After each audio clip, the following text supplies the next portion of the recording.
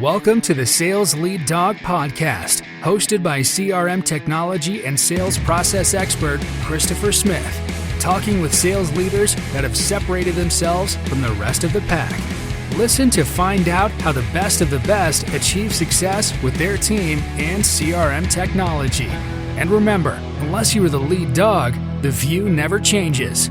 Welcome to Sales Lead Dog. Very excited for today's episode. Joining me today is Matt Sucha. Matt is the CEO at Mindworx. Also, he is a author, speaker. This is going to be an exciting day. Matt's book is called The Hidden Yes, where he breaks down why making an offer more attractive often fails, and the psychological barriers that keep customers from saying yes, and how to design interactions that gradually expand what he calls the customer's zone of acceptance. Really excited to talk to you about that, Matt. His SURF method gives sales teams a clear, practical framework for reducing uncertainty, increasing trust, and creating more effective customer conversations. Matt, welcome to Sales Lead Dog. Chris, thank you so much for having me. That's awesome. I'm so excited for you to be here, Matt. You did not come from a traditional sales background. What first opened the door to behavioral economics for you, and how did that lead to the founding of Mindworx? It is a story of love, Chris. I love that. I fell in love with the topic of consumer psychology and behavioral economics while I was studying to become an actuary. So I was on the path of becoming a mathematician, but I had always been interested in business, in sales. So I kept reading a lot of things. Yeah. And one day I came across actually this book for those of you guys who are watching. It's called Predictably Irrational by a gentleman named Dan Ariely. And this book changed my life. I fell in love with behavioral economics, with consumer psychology, and kept reading and devouring everything I could find on the topic. I finished my uni.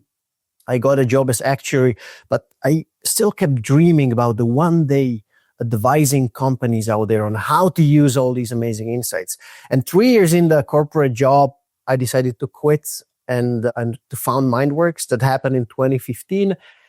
Of course, at the beginning, no one was really interested in our advice. But over the past decades, we were super lucky to have worked with really some of the biggest insurance, banking, telco brands. And we saw a really huge increase in kind of demand for consumer psychology training. And that's why we also launched a licensing program where now we have licensed trainers across 4 continents. And I must say I'm super lucky because I'm doing what I started dreaming about 15 years ago. So that's in brief my journey, how I got into the field of consumer psychology and behavioral economics. That's wild. It's been my experience and it took me a while to figure this out. I think you all have to go through our own journey and as sellers and really developing our skill set. But I had one day an epiphany that people really aren't going to do something unless there's some external pressure or something that's pushing them into a new path, because the status quo is so comfortable for people. It's the easy place. It's my comfort zone. I can for me, selling CRM systems, people are like, hey, my sales are good. If we're having problems, I'll just put my head down and I'll sell more. So understanding the psychology of my buyers has become very important to understand what are those forces that push people into action. For you, was there a specific project or an early client experience where you realized just how powerful behavioral economics could be in changing customer behavior? Look, I remember, and I will probably forever remember the very first project where we had measurable results. Because when I started my business, I was passionate about it. I was passionate about the topic, but I had zero experience. I had zero credibility and nothing under my belt that I could show, well, this is what we did. And this very first case, it was back in 2016, I guess, or 17. We partnered with a telecommunications firm and an NGO. And this NGO was, they had a partnership with a telco operator, and they agreed to send out I think it was 40,000 messages to their customer base asking for donation. And they had a pretty straightforward message. If you want to help this and that cause, just reply yes, and you will donate, I don't know, it was €2, $2, something like that. So we came in and we redesigned the message. We had 3 versions of the message, and then it was tested against the original one. And we saw a 55% increase in conversion of one of those messages. And that was a moment when we thought, well, it's not just theory. It actually works. And from that moment on, we were able to show customers, well, look, this is what we did. And of course, since we have plenty of case studies with beautiful measurable results, but that was the very first one that convinced me and my team that it's not just something we're passionate about, but something that really works.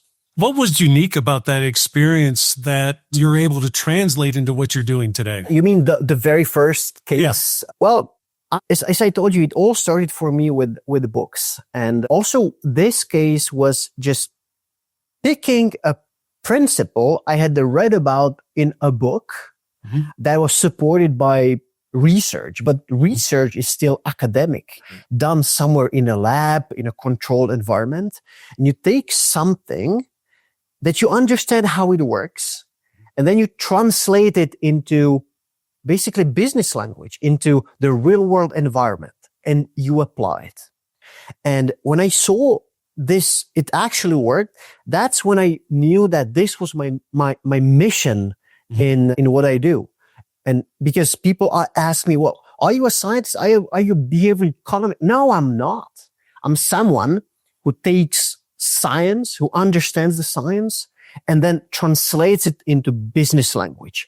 And what we like to say is that we teach people what to say and how to say it so that it works based on science. That's the key, I think.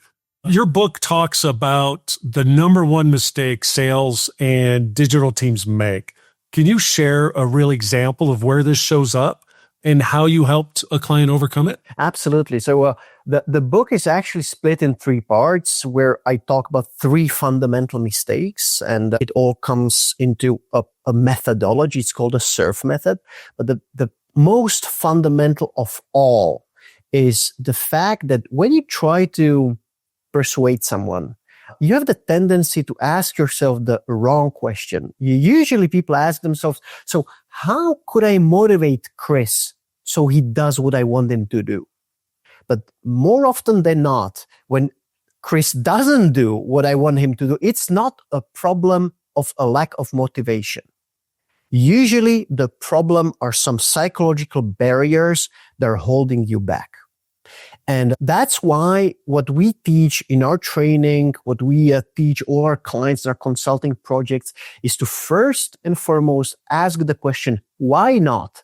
Why isn't the customer doing what you want them to do? What is holding them back? And also in the book, I talk about 4 key psychological barriers. Those 4 are uncertainty, high perceived effort, psychological reactance, and something called the zone of acceptance. So just tell me which one you want me to dive a little bit deeper. Let's go into the zone of acceptance. Such a practical, but I think often overlooked concept. Hey, we're taking a quick break to thank you for listening to and supporting the Sales Lead Dog podcast.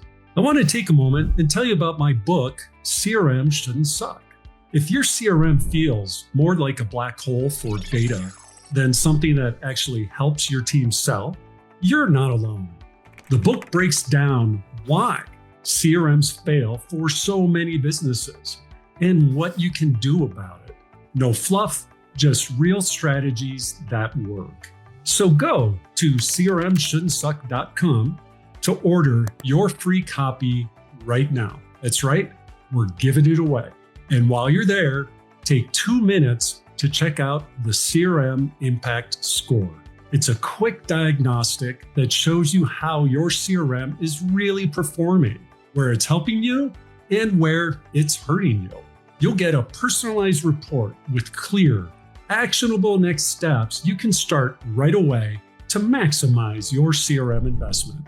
We've also got blogs, videos, and a bunch of other resources to help you finally get the results you were promised when you bought your CRM. And if you're watching on YouTube, hit that like button and make sure to subscribe so you don't miss any future episodes of Sales Lead Dog. Okay, let's get back to this episode of the Sales Lead Dog podcast. Yeah, the zone of acceptance, I think, is an absolute game changer once you understand what it's about. Very often when a customer tells you, no, I don't want to do business with you, you tend to conclude, well, probably it wasn't the right fit. Probably our products was, I don't know, more expensive, not good enough, or the customer simply had different expectations, different needs. But the truth is that their no only means that at this moment right now, they are not ready to make the decision that you want them to make.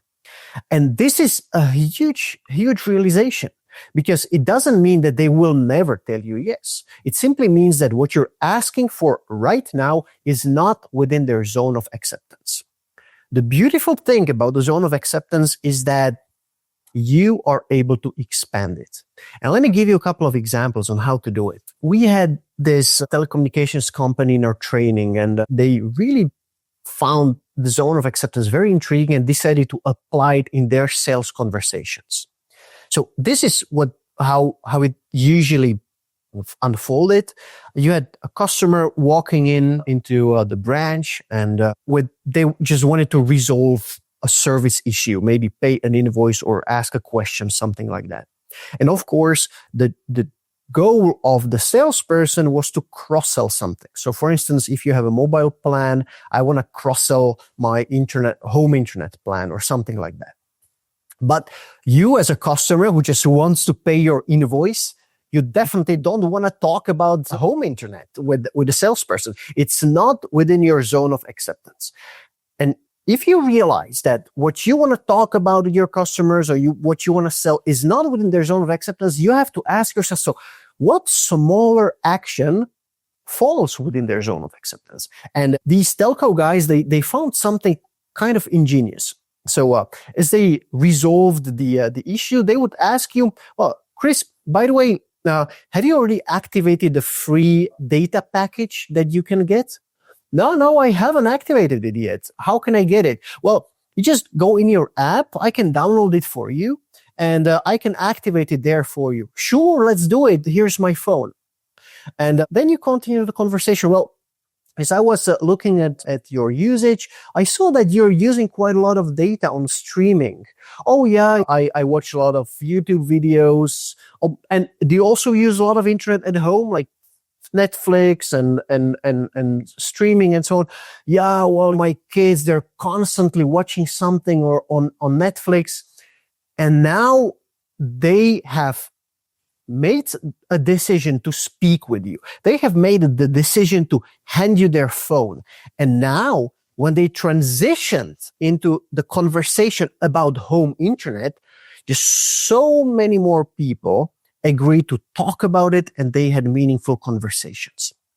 And this is just so key to realize that successful sales, and if you're an amazing salesperson, you're not thinking of sales as a one-time activity. You're thinking of the sales process as a customer journey along which you're gradually expanding your customer's zone of acceptance.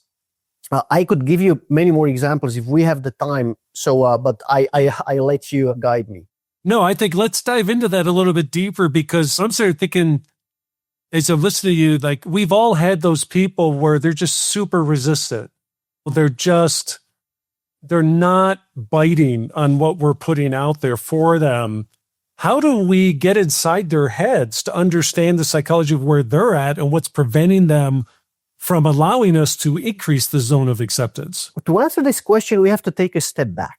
What's in my book, there are 4 key psychological barriers. And if a customer is resisting, it might be any one of those 4. So, for instance, it could be the zone of acceptance that simply he's not ready to take the action that you want them to take. In that case, you have to ask yourself, what is a smaller action he might be ready to take. And let me give you one more example about this. And this is from my own, the way I sell our services. So I was some time ago introduced by a head of digital sales at a bank to another head of digital sales at a different bank. So we had set up a meeting, and as I was preparing for the meeting, I realized that, well, there is no way this person is ready to buy anything from me. So there's no point in even trying to sell them anything. It's simply not within their zone of acceptance. And I started thinking, well, what might be within their zone of acceptance? What might they be ready to do right now? And so I walked in the meeting and we had a great conversation. And then my call to action was, well, look, if you want, we can come back and we can prepare a 1-hour workshop for free for your team about how to think of digital sales and how to use consumer psychology in digital sales. Was it within his zone of acceptance? 100%. A free workshop on an interesting topic? Sure, let's do it. What happens? Well, he took this decision and his zone of acceptance expanded. So we came in, did his workshop, and then he was prepared to go one step further. And so that's when we agreed to go for a 10-module workshop or training. We did that training. Again, the zone of acceptance expanded, and now they were ready for a consulting project. Yeah.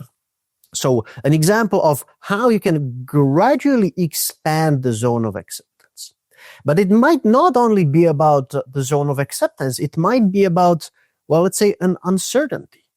If uncertainty is the biggest sales and conversion killer, and this is the place where we always start when we are called in by a company. And they tell us, well, look, I mean, we're not getting as much traction as we want. We're not getting as many, as the conversions are not as high as we want. Well, we start uncovering what might be the uncertainties that the customer is experiencing throughout the funnel. And this is one of my favorite ones. We were called in by an insurance company. And this insurance company was, I mean, they had trouble with a rather key campaign they wanted to run. They wanted to run a direct email campaign to the entire customer base, basically giving them free travel insurance for the whole year. But there was no traction. What is the rationale behind it? Well, if people have more products with our company, then they're less likely to leave. And of course, when the free year ends, they will automatically be charged. And so the very first thought, my team, it was led by my colleagues, this project, the very first thought, well, obviously, this is not a problem of a lack of motivation. Mm-hmm. You cannot make a product more free. And it was a good quality product. It was actually great insurance that otherwise people pay for. Yeah. So we thought, well, there must be some uncertainty, some reasons why not. And as we started speaking with customers, we uncovered two fundamental uncertainties that were killing conversions. The first one was that people thought, well, it just sounds too good to be true. Why is anybody giving me anything for free? Travel insurance for the whole year. Is it some shady travel insurance I'd better not rely on because the coverages might be too low and I'll be, in trouble because my coverage is not good enough? So this was the first one. And the second one was, surprise, surprise, I'll forget to cancel the travel insurance before the free trial ends. And I'll be charged for years to come. So we knew that, if these are the barriers, we have to address them because otherwise we won't increase the conversion. So what we did was that we just changed a few words in the email. We told them, this travel insurance covers all the most frequently purchased coverages, mm-hmm. and we added the sums insured so that the person immediately sees that the coverage is actually high enough and that it covers everything that the people usually buy. And then at the very end of the direct email, we added one sentence. Don't worry, you won't forget about your free trial ending. We'll remind you well in advance. When it was A/B tested, there was a 167% increase in conversions. Not by changing the product, not by making it more attractive, just by understanding what is holding people back.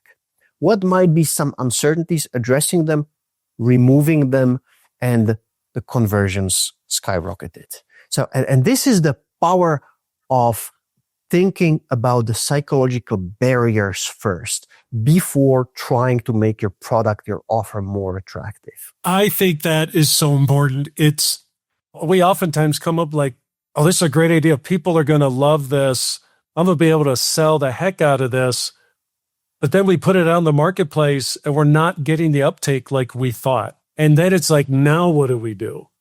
And I think the key when I'm listening to you is you went out and talked to people and you got their feedback. I think we're so often afraid to do that, to go out and talk to people and say, and get feedback and like, tell me what you're thinking. What's holding you back? Why do you think it's worth this? Yeah, go ahead. Sorry, Chris. But you said something very important. What's making me laugh, I think it's insane, and that's that most marketers never see a living customer. Yeah. They're creating campaigns from behind their desks. They never speak with their customers. And even if they do, they ask the wrong questions. Right. They usually ask, well, what could we do differently? What can we add? What can we change so that you like it better? Right. This is the wrong question. Because then we'll start thinking, well, maybe, just maybe, if you added this, then I would be more interested. But no, the right questions that you have to ask is, well, you should first of all start talking with your existing customers, those who have purchased your service, and ask them, well, Chris, what nearly discouraged you from buying this product? Where did you hesitate? And this is how you start uncovering the barriers. And this is what will just move you forward so much quicker than shooting in the dark with offers, with benefits and perks and tweaks. Yeah. Yeah. Because that's, I found the best information I've ever gotten for marketing is from when I talk to customers and just ask them to get inside their head. Tell me about our process. Did we make it easy for you? Where did we make it hard for you? Like, I love that idea of like, where were you? Where did you hesitate? What made you hesitate or almost not buy from us? That's such a powerful question. I think it just so simple and it helps you reveal amazing stuff. I remember we did this with our own clients. As I said at the beginning, we have this licensing program for sales trainers where they can get licensed in the SURF method and they deliver it. And we got on board a batch of trainers, and after onboarding, I spoke with them and I tried to uncover exactly those barriers. Mm-hmm. And I learned something I would have never thought of. It was a batch of 6 trainers, and 2 of those trainers told me, well, you know what? I really liked it. I really liked the offer. I like the possibility to really get proficient consumer psychology, blah, blah, blah. But there was one thing that nearly discouraged me. And that was that in your materials, I wasn't sure if there would be any selection process, because I didn't want to end up in a group with average sales trainers, because I want to be among really quality people, A players. And I thought, my God, this is just so powerful, because of course we have a selection process. Yeah. I just wasn't very explicit about it in the materials. Right. But this was like a punch in the face. Of course, we have to put it there. We have to put a lot of emphasis on the fact we are actually selecting people. It's not open for everybody. Right. Because counterintuitively, it might be discouraging the right people from taking part in the program. And these are the things that you will never come up with on your own. You have to be there with your customers. Yeah. No, I love that. I went through a process with our business about 3 years ago when I realized we're making it harder for our customers to buy from us. Even the customers that want to buy from us, they're all in. We were putting up barriers in front of them to make it harder to buy from us. How do we identify those barriers? How do we go beyond the things that we're creating, maybe in our sales process, or how we approach selling? So what are some other examples of barriers that we create that you see a lot that people are creating, not really thinking about it? One that's very, very close to my heart is something called psychological reactance. And what psychological reactance is about is that when you sense that I'm trying to sell something to you, when you sense that I'm pushing you into something, you fight back, you push back, and you try to resist. And it creates a very tricky dynamic in a sales situation, right? Because my job as a salesperson is to convince you to do business with me. But at the same time, if you feel like I'm trying to convince you, you will fight against me. Yep. So what to do about it? And this is what happens just so often in sales conversations. Yep. You know, this kind of the customer starts to be defensive and you start pushing even harder and it leads nowhere. Yep. And if you understand that this is going on, then you have very simple tools how to overcome the psychological reactance. I'll give you an example. And again, this is an example from one of our licensed trainers. He had a group of salespeople in his training, and he was explaining the psychological reactance. And one of the things that you can do to bypass it is something called an alternative of choice. So let me give you an example. So let's say these headphones. I'm trying to sell you these headphones. So Chris, based on everything you told me, how you're using headphones and the design you like, I think this is the best model for you. And it's beautifully designed. The sound is really great. I think you really should get it. Plus, I can give you a 10% discount if you make the decision by tonight. Well, you feel pressured. There is psychological reactance all over the place. And now I'll just change one thing. Chris, based on everything you told me, I think this is the best thing you can get. It's beautifully designed. The sound is really good. And plus you could get a 10% discount if you decide today. But of course, this is not the only choice. We also have another product. It's not white, but it's black. And the sound is also perfect. So feel free to have a look at those two and decide for yourself. What I just did was that in the first case, I only gave you one option and your decision was, do I want to get it or not? In the second case, I gave you two options and you suddenly started deciding between option A or option B. And the psychological reactance didn't occur because you still felt you were in charge. You could make the decision. And so if I come back to this licensed trainer and the salespeople sitting in his training, there was a guy who exactly implemented this. Before, he was at that company for years and years. His average conversion rate was 16%. And the way he was selling was that he had a meeting with a client, they talked, and then he prepared the best possible offer so that the client doesn't overpay and still gets a really great product. After the training, he started sending two offers. This perfect one and one that was more expensive with a better product. And he saw a sharp increase in conversions from 16 to 28%. And on top of that, many of the new customers decided to go for the more expensive option. Yeah. No, and that's why I love consumer psychology, because it's so simple. Everything that we have talked about doesn't require changing your products, a complete overhaul of what you're doing. It's usually small changes in your communication that can bring about huge results. Yeah.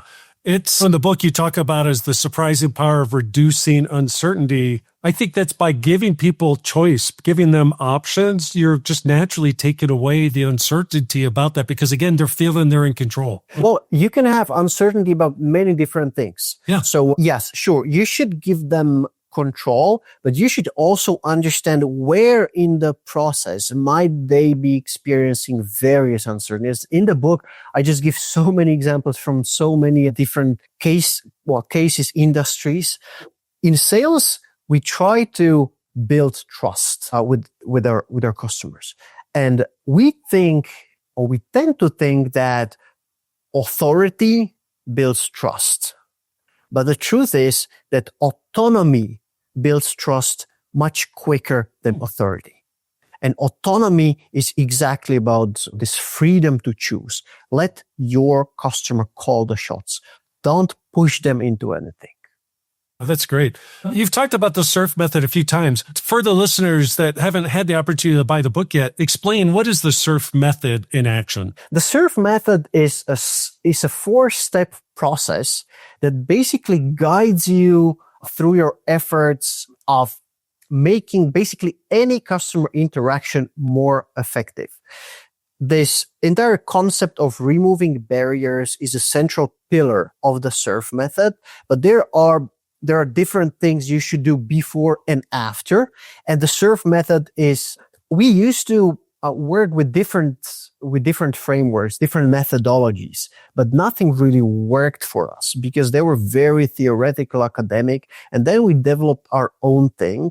And it's surprisingly simple, but just so powerful. We don't have probably much time to really dive deep into all the letters of the SURF method, but it enables you to become a true customer interaction designer.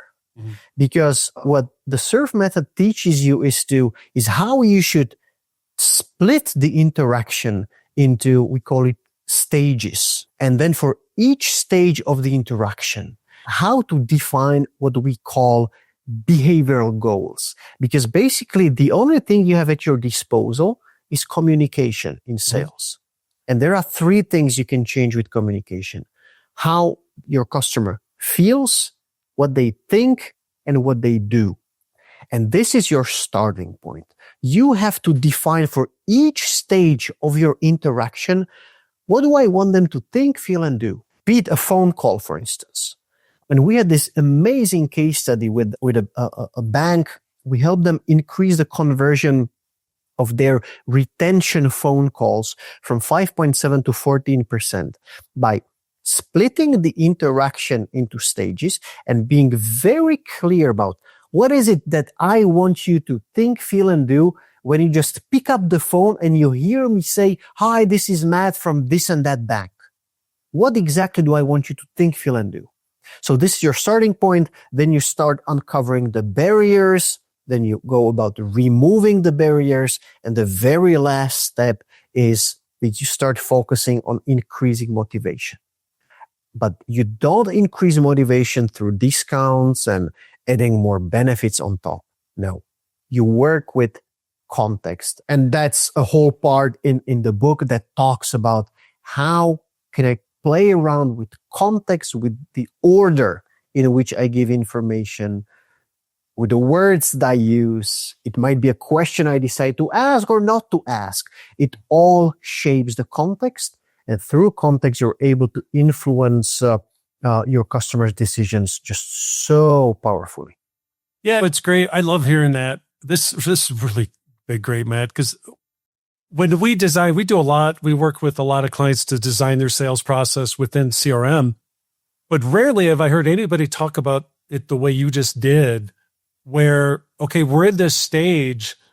We know we want to get to the next stage, but I've never heard anyone really describe it as succinctly as you just did about the goal within that stage. We want them to think this way. We want them to feel this way. And we want them to do this to get them to the next stage. Let's define what those are. And I think if you put in that effort to really define that for your sales team, it's going to make it a heck of a lot easier for them to know, am I aligned with the goal of what we're trying to get done in that stage so we can get them to the next stage? Absolutely. Absolutely. If you just take a simple client meeting, if you just walk in, and of course you want to constantly improve the effectiveness of the client meetings. Yeah. But usually what people do is that, well, they start coming up with solutions. So what if I walked in and said this instead of this? What if during the meeting I asked this question instead of this question? But if you start coming up with solutions without being clear about what those solutions should achieve, then you're shooting in the dark. Yes. You're shooting from the hip. It's useless. Yes. What you should do instead is first defining. So, okay, when I enter the conference room, I shake hands with the prospect. What do I want them to think, feel, and do in this very stage? Once you're clear about it, then you can start designing solutions. Yeah. If you're not clear about it, well, then it's guesswork, and probably it won't work at all. Yeah. No, that's great. That's great. You're helping companies design products using psychology. This is shifting gears a little bit, but where do you see AI combined with behavioral science? Where's that going to take sales teams over the next few years? I think it can be a tremendous help, but I think it can also backfire. And I'll give you an example. I mean, my book has been out for like 3 weeks now, and my inbox is full of cold outreach emails that are obviously written by AI. Mm-hmm. And it was so comical. When I looked at the inbox, there were 3 emails from different companies, from different, I don't know, salespeople, whatever, with the subject line that basically said the same thing. All the 3 subject lines said something like, the hidden yes just unlocked something for me, or the hidden yes just unlocked a powerful something. Obviously designed by AI. Yeah.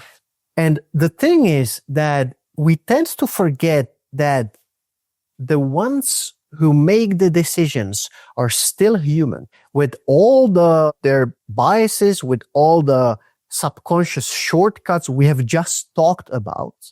And if I just use AI to optimize, and I look at the entire process from my point of view, how I'm able to send out more emails, more quote unquote personalized emails with the help of AI, it won't really work, because on the receiving end, I have a human being that is not AI, who hasn't changed in how their minds work across thousands of years. So we still have to take into consideration and understand the psychology behind your client's decisions. Yes. And then, and only then, you're able to fully leverage AI and achieve amazing results. But if you don't do it, you'll just be sending out many more emails and reaching out to many more people, and the results will be dismal. Yeah, you just become part of the white noise that we're all getting bombarded with. Absolutely. We're not standing out. We're not differentiating ourselves. We're not connecting. Yeah, absolutely. Matt, this has been great. I really love having you on the show here. We've come up on our time here on Sales Lead Dog. The name of the book is The Hidden Yes.